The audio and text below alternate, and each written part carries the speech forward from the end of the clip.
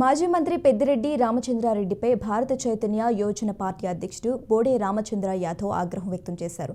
తాను అఫిడవిట్తో పొందుపరిచిన 142 అక్రమాస్తుల వివరాలను తప్పు అని నిరూపిస్తే తన పార్టీని రద్దు చేసి తాను రాజకీయ సన్యాసం తీసుకుంటారని సవాల్ చేశారు.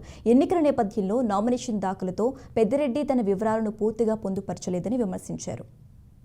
గత 5 సంవత్సరాల్లో ఇన్ని అరాచకాలు జరిగాయా, ఇన్ని దౌర్జన్యాలు జరిగాయా, ఇంత దోపిడీ జరిగిందా అని చెప్పి ఆశ్చర్యపోతున్నారు. మరీ ముఖ్యంగా ఉమ్మడి చిత్తూరు జిల్లాలో జరిగిన భూ దోపిడీ గురించి ఈ రోజు రాష్ట్ర వ్యాప్తంగా చర్చించుకుంటున్నారు. వేల ఎకరాలు తన సొంత ఆస్తులలాగా పూర్తిగా కబ్జా చేసి ప్రైవేట్ ఆస్తులు, ప్రభుత్వ ఆస్తులు, డీకేటీ ఆస్తులు, దేవాదాయకు సంబంధించిన ఆస్తులు ప్రతి ఒక్కటి ఎక్కడ ఏ అవకాశం వచ్చినా వదిలిపెట్టకుండా గత 5 సంవత్సరాల్లో మాజీ మంత్రి పెద్దిరెడ్డి రామచంద్రారెడ్డి గారు, అతని కుటుంబ సభ్యులు, అతని చెంచాలు పూర్తిగా దోపిడీ చేసే కార్యక్రమం జరిగిందనే విషయాన్ని ఈ రోజు రాష్ట్ర ప్రజలు చూస్తున్నారు. ఈ దోపిడీ నుండి తప్పించుకోవడానికి ఇవన్నింటినీ కూడా ఆధారాలు మార్చడానికి కూడా దిగజారి ప్రభుత్వ ఆఫీసుల పైన పడి దీనికి సంబంధించిన ఆధారాలని కాల్చేసే ప్రయత్నం కూడా జరుగుతుందనే విషయము ఈ రోజు మనం చూస్తున్నాము. కేవలము భూముల